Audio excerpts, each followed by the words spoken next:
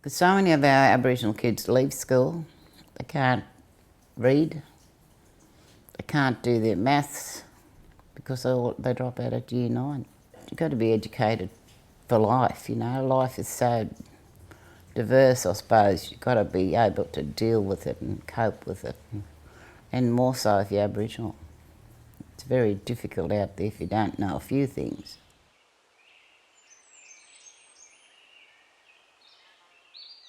I'm born at Cabbage Island, currently living in Ballina. Been in Ballina now for 30 odd years. And my role in the community is an elder, I guess. I do quite a bit of communicating between non-Aboriginal people on behalf of the Aboriginal people here. I am currently the chairperson of the Bundjalung Elders Council. Been so for about 9-10 years. I worked with the Department of Education back in the 80s. My role there was RACLO, they were called, Regional Aboriginal Community Liaison Officer, and that role was to communicate with teachers, parents throughout the North Coast. The role was parents to get them involved in the school, to get them to come into the school and take part in whatever was going on, because back in those days Aboriginal people didn't get involved in schools at all. I guess I was a rare one because I got involved right from the start with my 8 children, and because I didn't want them to have an education like I did, I guess, in the way of treatment that we were given at school. So I encouraged Aboriginal parents to get involved in schools. So it was basically meetings, and to meet the teachers, talk with the teachers, maybe tell them a little bit about Aboriginal culture, talk to them about what it's like for Aboriginal people, and the fact that Aboriginal people learn more from doing rather than reading and that sort of thing. Aboriginal parents, there's very few that'll go into the school because they don't like being in that sort of school atmosphere, if you like, with teachers, and because some of the parents themselves weren't very educated because they themselves may have dropped out of school. So they don't like going into that education system. They don't know the jargon, if you like, that they're talking about in the schools, so therefore they're not understanding what the teachers are saying to them. And the teachers don't seem to understand this. If you go in there and the teachers are talking all this jargon to you and you don't understand them, you're not going to go back again, and you're going to come out there not understanding a thing they said to you. So that means that they're not going to go back there again, you know, they're not. And it's still, back in those days, parents didn't go to schools. But today too, it's much the same. It's very difficult to get a lot of parents involved in schools, simply because they don't understand the system. I think it's the fact that I'm not educated enough to teach you. So if your kids come home with this work and you don't know how to do it, you can't help them. There's no way you can help them. So therefore you feel at a loss too. If the students are not happy, they're not going to go on to school. They won't stay at school if they're not comfortable, you see this. And whether people want to believe it or not, there's still a lot of racist stuff that goes on within the schools. So, you know, how do you deal with that? How do you deal with that and get educated at the same time? I moved to Ballina and I had to teach my kids how to deal with two cultures.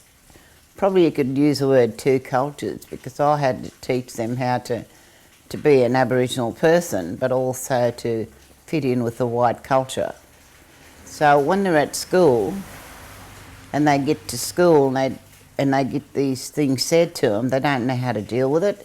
So they've got to be educated into how to deal with it. And some of that stuff used to happen at the motivation seminar. We used to talk to them about, you know, how to deal with that aggressive stuff and do things like that. The motivation seminar came about in about 1980. We discovered that Aboriginal kids weren't going through to year 12, And so we set up these motivation seminars, which are camps really. It was just called a seminar. And we took them to a place called Valor Park for a whole week. And these camps were involved a lot of parents from throughout the whole education area in this area.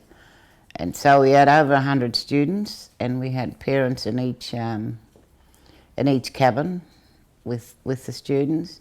And the idea was to motivate these students into going on to year 10, if possible, maybe to year 12. And so we had Aboriginal people in from jobs as a role model. So we had people like Linda Burney, the current minister, who used to come and talk to the kids about what it was like for her, and try and motivate them into going. We had Ken Girotti from the police force, and we had who's now a commissioner, and we had other people, maybe AEAs that were in school then, to talk to them about getting a job. And well, there was lots of people from national parks, you know. And the idea of the camps was so that they would rotate to different places, different groups, and talk to those groups about what they were doing and how they got to where they were. That was the important thing. Oh, the whole week was spent mentoring, of course.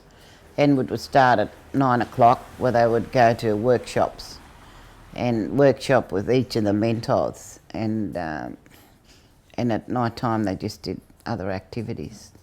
And was one night when we had performances on, and that's the sort of thing we tried to get them to do, was to perform and, you know, get up in front of people.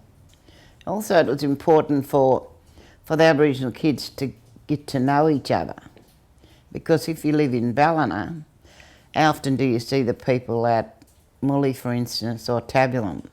But at those motivation seminars, it was their chance to all meet each other and get to know each other, and lots of them became friends. Well, it was a chance for them all to get together and be themselves, and I think that was the important thing, is that they got to be themselves and they just sat around and had a chat. The first one is in 1980, and the last one would have been in 87 because the funding stopped. Because I was a coordinator, and years down the track, someone always came, or still do come up to me and say, you know, "Hi, Auntie Bertha, I remember you from the motivation seminar, and I'm working in such and such a place." I believe that motivation seminar motivated them in to get where they are now. And they actually say that it was because of that camp I went to that I continued on at school. So I've actually seen it and spoken to people.